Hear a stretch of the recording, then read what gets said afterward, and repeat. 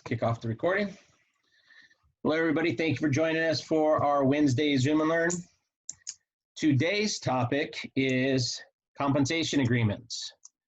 And we thought this was a good one to have because there are a lot of agents out there that are doing or performing other services outside of just selling a standard residential real estate that don't always know that certain compensation agreements or contracts are available to them to protect them, etc. And they seem to sometimes try and use listing agreements or buyer agreements or what have you as that agreement for whatever service they are doing. And that should be the last thing that you use that for.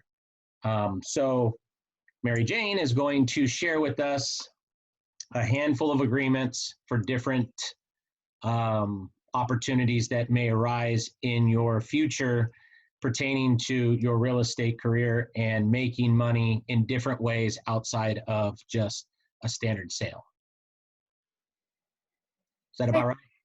I'm going to also cover, we're not going to read these forms in depth, but I am going to cover the big mistakes that people make with them as we go through them as well.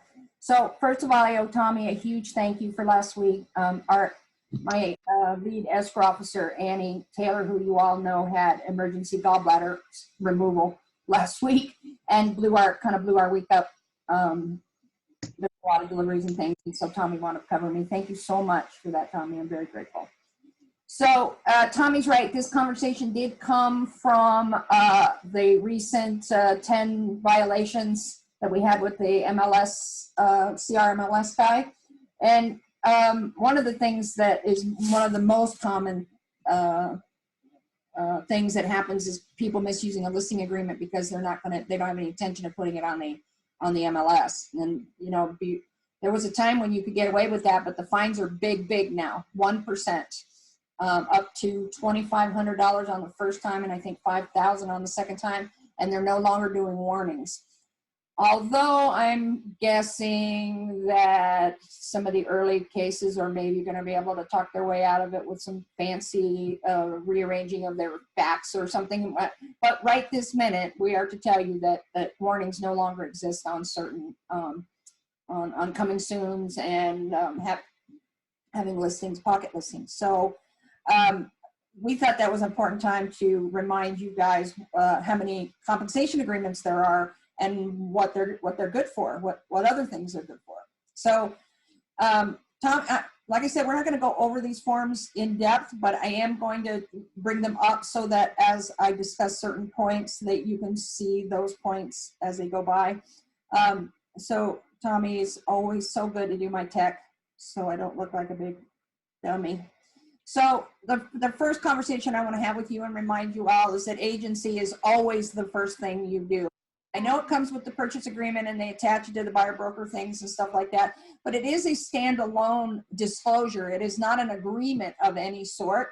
And for coming soons, you're only allowed to tell certain people, even if both of you work for, say, a big company like Century 21 Award or something like that, you are not allowed to share outside of your immediate brokerage certain listings. So, and the people that you're allowed to share with, you're supposed to be able to demonstrate that you have an agency agreement with them.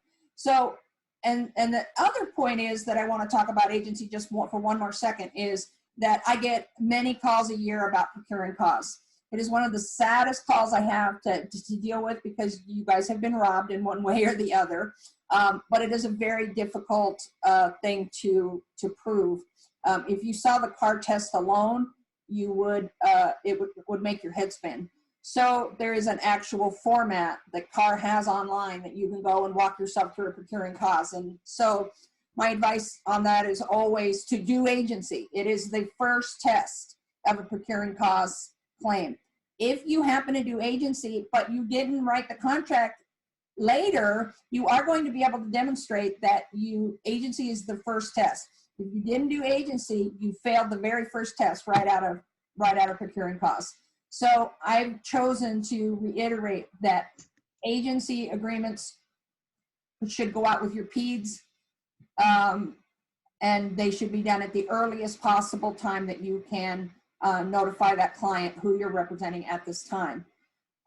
Later, when you get into the purchase of contract, you'll have the other form in there that says you may be, the disclosure to show the property to more than one person, and you can cover yourself there for multiple times you've showed the property. But sticking to the subject, agency is the goal as soon as possible on every one of these agreements. And even if you can't get them into an agreement, agency can be the first test of procuring costs. So it's very important. First thing they teach you in real estate school, first thing I always mention. I've actually reached an age now where I feel like I sound like all the elders I used to listen to when I was a young real estate person, and they were beating to death subjects that seemed so obvious, but that's where I'm at now. I'm beaten to death agency. So I did not include both pages of agency, Tommy, so I'm going to move on to the residential listing agreement, which we are all pretty familiar with. The reason I want to go right to the example we had during the CRMLS class, and that was that you are showing a home to a person who's either a FSBO or unrepresented on the listing side, and during the transaction at some point they say they'd like you to represent them too. Now, sometimes you get lucky and that happens early enough in the transaction where you might be able to do a traditional listing, but usually at that point they just want your help either with that negotiation or or the paperwork that goes with it. Agents lean toward grabbing the listing agreement and throwing the listing agreement on a FSBO or an unrepresented seller. The problem with that is, and this is the most important thing we're going to say today, and I wanted to get to it right away. If you use a listing agreement and you do not do all the rules of the MLS, you are going to hit a fine. So I'm going to go over real quick the big missing pieces that are going to damage you here in any listing agreement. But the listing agreement, unless you have understanding that regardless of how you came to those people, whether you came through a buyer's door or somebody was introduced to you and they don't want full representation, when you use a full listing agreement, you have obligated yourselves to all of the rules, not only of the MLS, but the obligation to display their property in a way that gives them every opportunity to have multiple offers. And anybody who's not getting multiple offers right now, something's going on. So it would be very unlikely for you to have a listing right now and not have multiple offers if you only if you didn't put it on the MLS. So it's very, very important that. I also hear from a lot of teams around town who are, and all of these teams shall go unnamed, but a lot of teams that are well known for taking pocket listings and never returning your call and not letting anyone in but their own people and that sort of thing. So they did in some way get a pass because they can show it to their own brokerage as long as there's agency and no one challenges them to come up with that agency. But they have they have to have it on the MLS in 24 hours. So, and I think a few of those teams who are not being careful are looking at potential fines pretty darn quickly here. Some people are going to be made examples of, and we don't want that to be one of you. So a listing agreement, an exclusive authorization to list the property. Now there's several listing agreements, by the way. There is an open listing. There are net listings. I have an agent right now who has an opportunity where somewhere out in Indio near Coachella, there is a mobile home park, and the client just wants 50 grand for the vacant land that it sits on, even because it's in this park.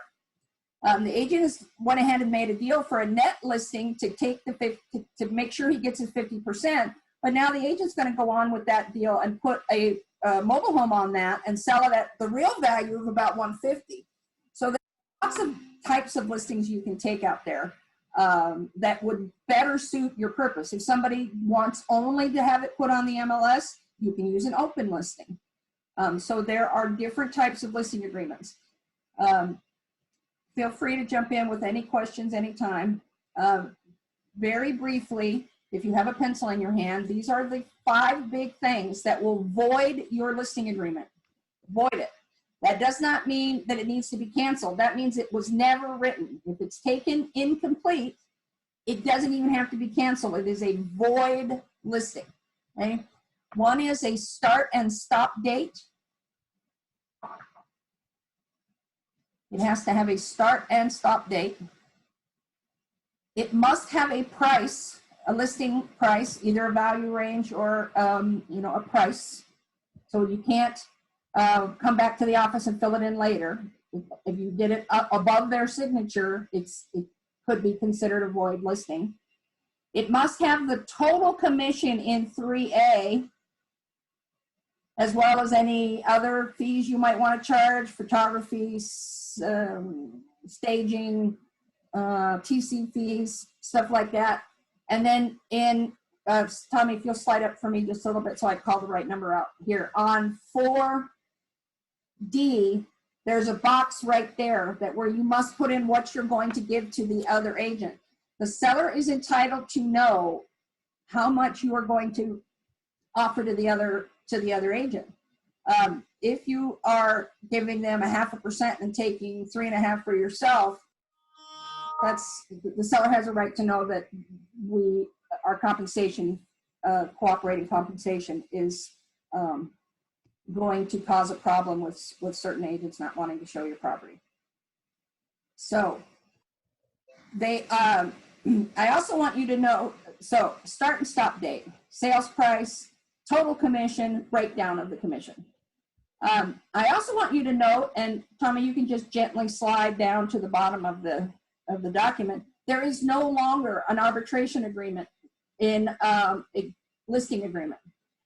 The reason that the brokers got together and went to CAR and asked them to take that out is that when a broker has to argue with a seller, he doesn't want to go to arbitration, call his lawyer. He wants his lawyer or his representative to step in and start dealing with that listing. And because of that agreement, it was forcing brokers into arbitration, which meant they couldn't settle up and get in or out of this transaction easily. So if you want an arbitration clause in your listing agreements, you do need to add it back in. And there is a new CAR form for arbitration of a listing agreement that you can add back in to a purchase agreement. But I wanted to make sure you knew that they have taken out arbitration. Okay. And then we are going to go on to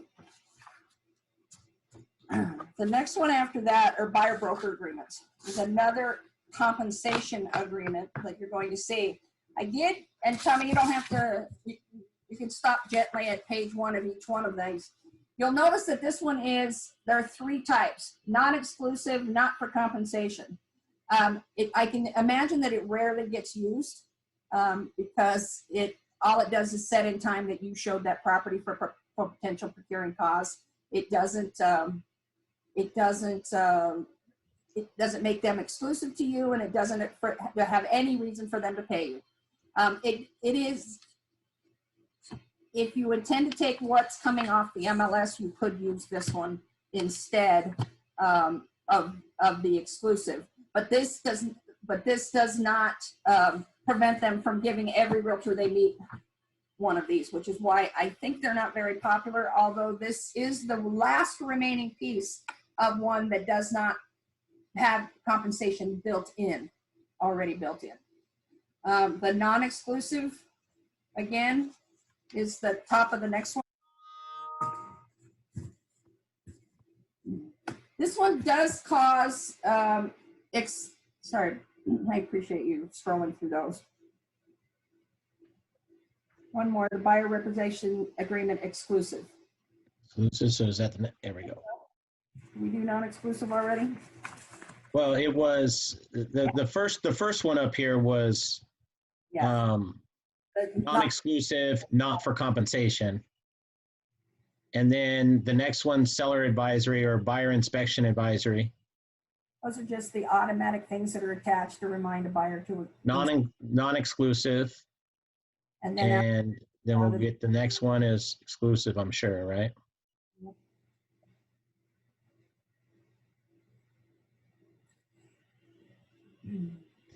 This this one does bind them to you and sets out how much they would pay you. There are deals I've seen a few times a year, not very often, but a few times a year now that are where the buyer is paying the commission. Certainly, when you're a low ball offer or perhaps a FSBO seller where you're going to have to collect directly from your buyer.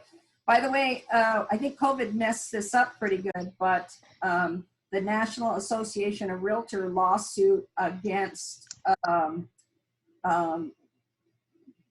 the class action suit that we, by agreeing to cooperate with each other in the MLS, they're saying we're price fixing, and they are trying to, and that we're raising the prices of the property because the buyer has no right, has no ability to negotiate what the commission is going to be.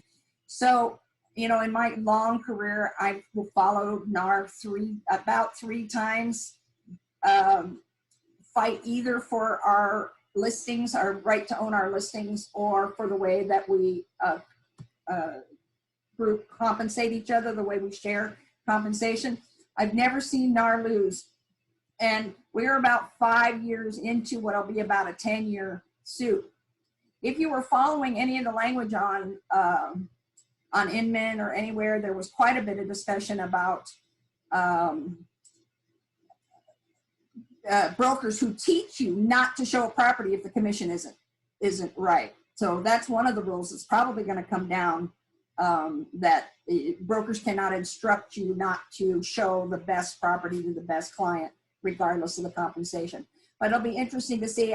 I imagine with COVID that case is slowed to almost a dead stop, and we may not get an answer as fast as I thought we were going to. But and the reason I bring it up is because their goal is that all buyers agents are paid by, everybody pays their own agent, and that we stop cooperating. And I've never seen NAR lose, but it's been a weird world this year. So anything's possible. So in that case, we would be using buyer broker agreements every day, all day long, just like sellers have to do with listing agents. So the buyer broker agreement has all of these buyer broker agreements have similar rules to the listing agreements in that you have to have start and stop dates. You have to fill in the blanks, or it could potentially be considered void. On the exclusive, if you slide up just a little bit to the bottom of this page for me, Tommy, you'll see that I have written in that the agent is agreeing to accept the commission offered on the MLS by listing agent only, no fee to buyer unless it's not listed, and then how much you're going to charge them to buy that property.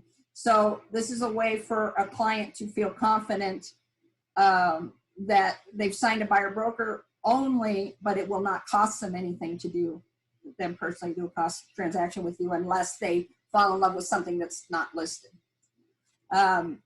I want to talk a little bit about I don't know if you almost want to call it the ethics of buyer brokers agreements, and that is that I've been hearing some tricks lately, like people are attaching it automatically to the purchase agreement because the client doesn't know the difference. When they send it out on DocuSign, it's just 4 more pages, and in a 20-page or 30-page document. When the seller discovers what has been, or when the client discovers what the buyer discovers what has been done to him, they come unglued. And so we have had to undo those several times. I, as a broker, used to teach people to treat it as a shopping list, to pitch it as a shopping list. That this is my exact instructions of what you want me to go look for and where. And then you can be a little vague, like you can use zip codes instead of street names or neighborhoods or something like that, and have a value range and give yourself some room. The only downside to that is, the guy who said he'd never buy a 2-story turns around and buys a 2-story. So give yourself as much room in those descriptions as you possibly can in a buyer broker agreement. But when I use them, I just pitch it as a shopping list. If I'm required to write down what you told me to look for, and this is how we do it. So, and by the way, when I get to the compensation part, you aren't going to have to pay me. I'll just take what we find on the MLS, unless there is no unless there is no MLS. So the next two docs I want to talk about, the next one is the single party compensation. When you call, for everybody's been in this position, when you call a seller who is not on the MLS or is not represented, you're going to need but they say they are cooperating. Before you take your client in, or before you, usually to show it, you have completed this.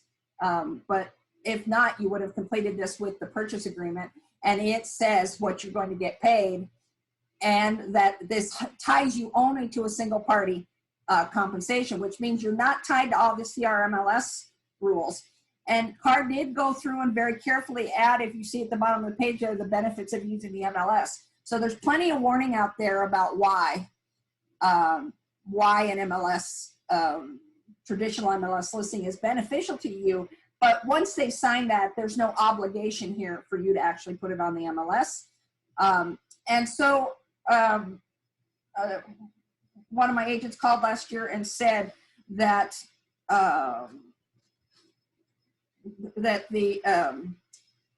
the seller had asked them to represent them in the transaction, and that the broker answered, "I don't believe we can, because we can't take a listing on your property unless we put it in the MLS." So they called me up and I said, "Don't list it. Use one of the other agreements. Use a single party, use a commission agreement, use something else. Don't list it," which is the point of this whole conversation, was to remind you that there are a lot of other options for taking. In fact, one of the last ones I get to will be so simple, you'll be very surprised. So the single party compensation agreement covers all of your conversation, how you're going to get paid. You warn them that the MLS is a better place to sell their property. On page 2 at the top, Tommy, there is a place for them to say who's representing who here. This, I love this conversation. So there are 3 agencies. There's an agency, a plain agency that we talked about at the beginning, and then there's a seller non-agency agreement, and there's a buyer non-agency agreement out there. If you bring the buyer non-agency to the table, it will force the conversation, same as to be here in the paragraph. So I tell people, people think, well, I don't want to offer him non-agency, I really want to represent him. But that's the door. So you can present both agency and non-agency agreement and make your best pitch. When a person then starts indicating that they may want representation or some help, you can swing back in with the right agency. You can swing back in with we're now going dual. We're now going, so you will have met all your obligations while keeping it part of the marketing process that you're doing when you're speaking to buyers and sellers. The single party compensation form is one of the most common ones that I get a lot of questions about, how to find it, where is it, what's it good for. The one I prefer, frankly, is the next document, Tommy, is the commission agreement. This strictly says Tommy Dutcher is going to pay Mary Jane if this property sells that amount of money, period. It can be for the seller, it can be for the buyer, it can be, it's just a straight commission agreement. So when the agent called me and said she couldn't list the property, the seller did not want it listed, but she does want to be represented, we used a commission agreement. This is a very simple way. This has every sentence that's in a regular listing agreement for the commission part, with none of the MLS or CRMLS obligations. And I've seen this used a lot with bulk sale. Right, because and for those of you who don't know what a bulk sale is, it's a business sale, right? Where you're not going to list the business in the MLS, but you have terms of how you're going to be compensated for selling that business, right? So I've seen this a lot where sometimes it's not a flat fee, sometimes it's a percent, sometimes it's neither. Sometimes it's a portion of the money that you get above and beyond a break-even point, things like that, and you can list it out. Right. And in commission figuring at all, Percentages can often be misleading, or not misleading, but sometimes I just turn it into a real number. 3% of X is whatever, but really the number to you is $5,000 or whatever. So don't be afraid to go to a flat fee. I have a little funny story I'll share. I was in Vegas. I was playing slots, and there was a realtor convention in town. I was not there for it, but there were realtors all around me. And the person who was playing slots next to me was complaining about our 6%. Realtor six. He mentioned the realtors. I said I wasn't there with them, but I was a realtor. He said he was really complaining about the 6%. You guys know it's not, but that's negotiable and blah, blah, blah. I mean, so much so that I practically had to list the property. I mean, he had taken up so much of my time. So I finally said to him, so how much would you sell the property for? So how much would you pay for it? So I didn't even bother to figure out the 3%. He said, I would pay $15,000 if you could sell this property in 60 days. So I'll take $15,000 any day of the week, for a sale. Maybe I was going to get 16.5 or 20,100 or something at a full split, but you can negotiate with people using flat fees and get darn close to where you were going to be anyway, without having to give up a whole. When you give up a whole percent, you're giving up 33.33% of a commission, whereas you could do it, you could make it a smaller reduction going in. I've also seen the commission agreement used usually from teams, but from individual agents or what have you that have a flexible commission structure. So instead of listing a straight 2.5, or 3% on the agreement, they pull out the commission agreement, and then it says, see Exhibit A, and Exhibit A would list that flexible commission structure that would say, in this circumstance, you're going to pay X, in this circumstance, you're going to pay Y, etc. And there may be like 3 to 5 different compensation structures based on whether or not you procure the buyer or another agent brings the buyer in, or if the seller found the buyer or something like that, right? And they would use the commission agreement to then alert to that flexible commission structure that would be attached to it. I really like you to have a lot of confidence that it has every word in it that the listing agreement does, but without any of the CRMLS rules and regs. So be familiar that you can use a commission agreement with either party for any amount, and it will hold water. Now, let me ask a question. You have a listing agreement that you're filling out. You're going to be listing that property. It's going to go on the MLS. In the section for compensation on the listing agreement, can you leave that blank and utilize the commission agreement in place of that? Or as long as you put an asterisk there and draw right. it to, and it's all signed together. The habit that we all have, everybody's done it, anybody who's ever had a license has done this, take a listing and run back to the office and not sign it yourself, for instance. Right. Well, we're going to check those comps one more time, or he's going to talk to his mother before he gives me a sales price. This is a void listing going in. When it does not have those things on it at the time that the client and you sign it. It is a bilateral agreement, meaning it's not a deal at all unless you sign it. So you came back, you went to the appointment, you went through all the trouble, you came back without something filled in, and you didn't sign the listing agreement yourself. These are the most common failures I see.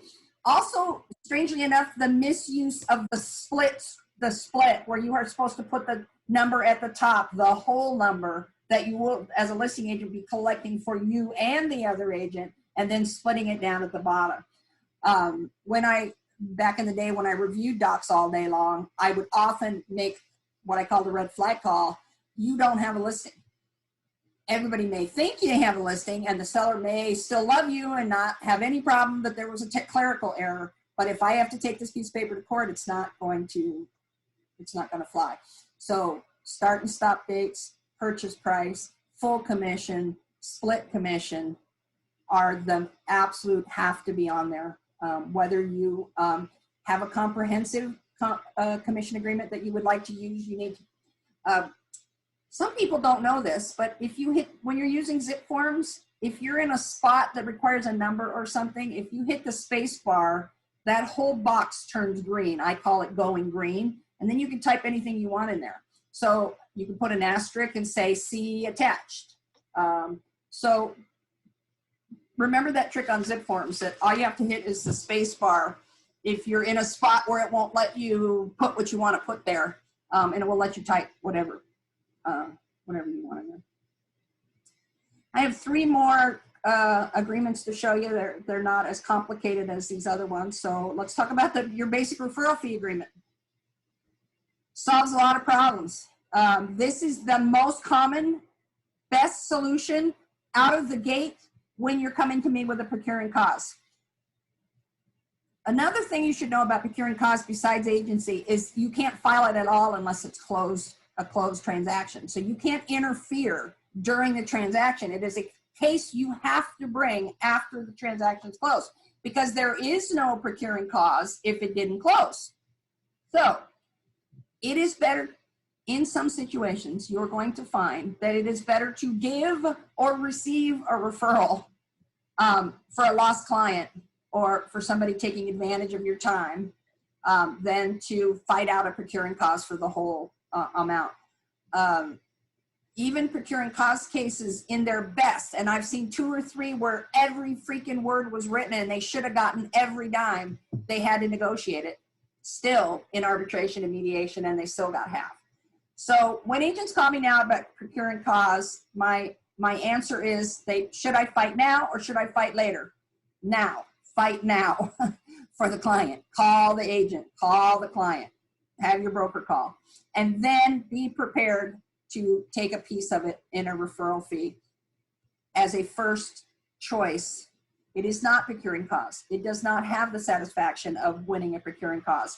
But that procuring cause, even before COVID, was a year out before you were ever going to even have that mediation. So in the past, I was a broker who would get on and rattle cages, and I'm sure your brokers will as well. I will fight for it, but just like all other brokers, I don't have a magic wand. We joke sometimes that there's no gun I can hold to their head to guarantee them. The client will immediately say that they don't know you, or they don't care about you, or you weren't their agent, and that's the first thing that happens. So I wanted to remind you about referral fee agreements. And by the way, those are fully negotiable. You can work with an out-of-area agent where the client wants to talk to you and only you for 60% of the commission, and 40% is just open doors up there and show property, things like that. So commissions you don't have to turn over the whole deal, and you don't have to settle for a 15, 20, 25, 30%. There are 50-50 referrals I see quite a bit these days, or 60-40s, or whatever you think you can negotiate and is fair given what you're going to do or they're going to do in the transaction. I also wanted to remind you that when you get or give a referral fee agreement, you either have to have the other broker's 1099, or you must give your broker's 1099 to get paid. They cannot pay the agent directly ever. And I do not know what your individual broker takes as his piece of referrals. Most brokers consider this an area where they can be generous and that they will often take little to nothing. Others consider it part of your regular split, and there's no reason for them not to take what they would have gotten anyway. So just remember that you can neither be paid nor pay an agent directly on a referral fee. It has to go to the broker. And then I wanted to talk about the CBC, which is the next one, the cooperating broker compensation. On page 10 of your regular purchase contract, that big box on page 10 that has all our names and our license numbers and all that sort of thing, that box is actually an agreement between you and the other agent to split per the MLS, per your arrangements. This form is for when that box has either not been done, or there's been a change to the MLS, or you're asking for more, or giving away something because maybe it's your kid's deal and you want to give back. some of the commission, so you're going to accept less. As you know, commissions are not negotiated by sellers and buyers, or splits. They are negotiated between the listing agent and the buyer's agent, which is a big piece in NAR's case that we'll hear about later. We talked about earlier as well. But so this form is not needed if you signed page 10 and you don't have any change whatsoever. So lots of people do these kind of as a bonus, but the only time you would do that is if you feel like they've been changing the MLS a lot, you know, the commission's been going up and down or something like that. There used to be brokers who would teach you to automatically try to kick it to 3 and would attach this automatically. Just send it, see if they turn you down for those 2 and the 2.5% or less listings. I don't believe it's a very effective way to enter that conversation, but some people do think that at least forces the conversation. I've noticed that they usually get pulled off the signature pages and are ignored. Contract comes back, so usually you have to, you're not going to get anywhere anyway. The last thing I have for you, and I did not include it here, Tommy, is a plain old invoice. Everybody's got Word on their computer. Word has 50 choices of invoices where you can invoice for services rendered, period. Your smartphone has an invoice app on it, probably directly from the manufacturer. So you can use a plain old invoice. We just had a deal. What was going on in that deal? But the agent who wound up helping this buyer was not the agent that was supposed to, and I forget what the deal was, but we just inserted an invoice. He just billed for his time and inserted an invoice straight into the transaction. So the good thing about car forms that I live and die by is that they have a user agreement, which means as long as you're using the most current version of their forms, if the language fails, they will eat the loss for you. So if you go all the way to court and the language itself in the car document failed, car will eat the loss. Now, about 2 years ago, car had their most recent challenge of that. They got 3 cases in a row and they won every single one of them. So the language is very strong and it's insured language. This is another reason, even for commercial deals and things, if you call me for help, I try not to let you go off onto AirDocs or an attorney's contract or, first of all, those rules, you don't know them. You don't know how to follow them. Very often it's a passive contract, and you definitely don't have a guarantee covering the loss if the wording fails. So I will always try to drag you back onto car documents. If I can, it's a very good reason to tell people that you can't cooperate with something is that the car user agreement covers any losses for both of us. So again, this class was intended to open your eyes to the multiple ways to bill and get paid on a file.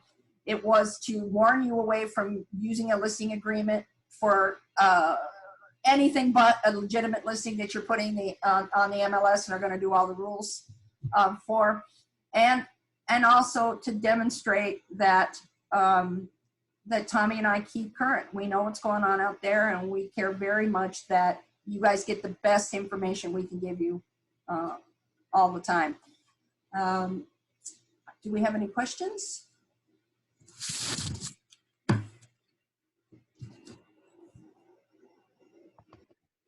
Anybody could feel free to unmute themselves and ask questions or utilize the chat feature. While we're waiting for people to do that, I will throw a plug for MJ. It's like, guys, use her as a resource for you. This is a woman that is willing to help anybody.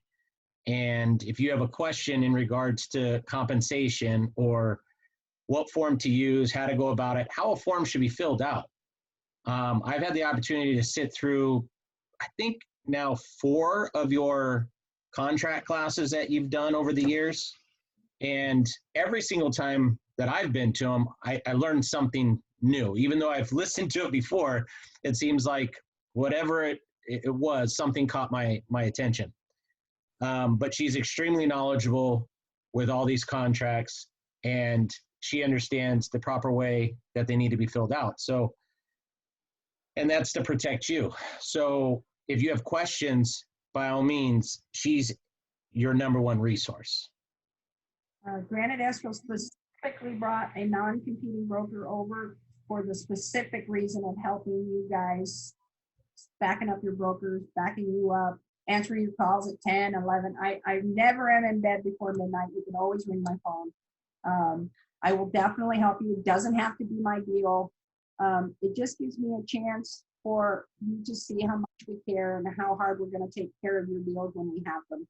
And next week, by the way, maybe this is premature. If you still have questions, feel free to send them out. Next week, CAR is now going to forbid buyers' love letters to the sellers. It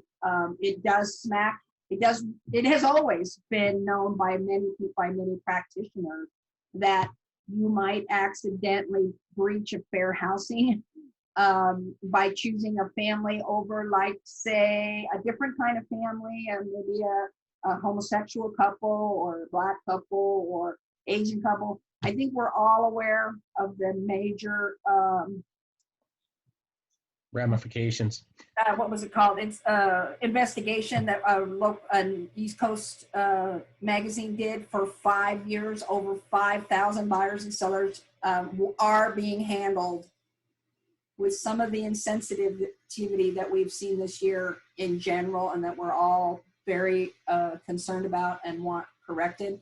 And so, as you notice, CAR's added the Fair Housing Amendment to just about everything, reminding you. I will show you the list of forbidden words next week as well. But we are, as it applies to fair housing, but I'm going to do a very short, less intensive presentation about why buyers' love letters have to go. No more showing them to the seller, even if they arrive.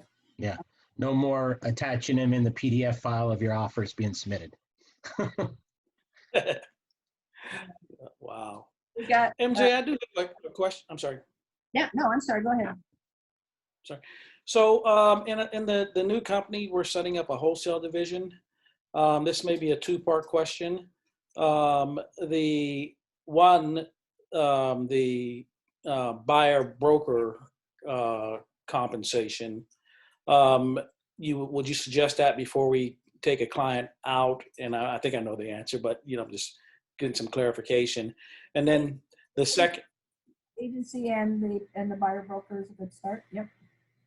Okay, perfect. Because we haven't used those over the years, but we're starting to use them. And then the second part, where the wholesale buyer is coming into the seller, we have been using the compensation agreement. So would you suggest a pretty tight package, because a lot of these buyers are all cash? And then you'll steer completely away from the MLS, putting them on the MLS. Okay, perfect. Thank you, Mel. Some people are going to feel affected by their stats on those, Daryl. You might be able to write into your agreement for them to allow the MLS posting to happen after close, so that you can get the credit for that sale and create the comp that you need. You just have to build in the language that says it'll be entered into the MLS as a completed sale up to 30 days after close. And that way you can get your stats on those as well. Okay. Yeah, we were running into an issue with the land, with working with some of these large companies. They don't want them in the MLS, but Liz is going to reach out to you and Tommy concerning a business opportunity. So maybe we can, figure that out a little later. We are grateful for all your support, and I'm here to help you write, unwrite, review, correct. And I've mentioned this before, that when I even go on the calls with your clients occasionally, and I am I use all, we language, us. I treat you completely deferentially as though you are the important client. You are, I never steal your thunder when I speak to the client, and I always make it better. Unless they're just determined to be a screamer, that, you know, we've all had those. I will support your efforts with good, clean, well-spoken facts if I can help. Yes, ma'am. Thank you so much.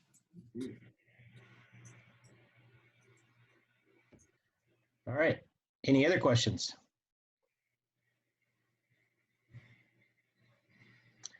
I have a feeling, MJ, you're going to probably get a handful of phone calls in regards to how to fill out some of these forms. Because we didn't spend a lot of time going through the forms themselves. We kind of just talked about what each form is. So again, if you guys come across a situation where you believe that you need to utilize one of these forms, but you just don't know how to fill it out because you never have before, what have you, Mary Jane is going to be a great resource for you. Unless I schedule a class where we're specifically going paragraph by paragraph, I avoid that. One, not to put you to sleep, for one. Yeah. But two, it's much more powerful when you have a situation. You learn better when you have a situation. The thing I need you to remember is Mary Jane knows. So if you heard it, you go, wait, she said something about that. Feel free to reach out and have me revisit it. Perfect. Well, I thank you for sharing all this with us. Again, anybody watching, anybody that sees the replay, anybody that's with us here right now, again, Mary Jane is a great resource for all of these contracts, and she has a way of being able to explain it to where you'll understand it. So with that, thank you everybody for joining us. Again, we do this every week, Wednesday at 12:30. Every week is a different topic. We try and pick topics that are top of mind or have been coming up quite frequently so that we can add value to you and your business. So until next week, thank you very much, and we look forward to seeing you all here soon. Thank you, MJ. Appreciate it. Great knowledge. All right.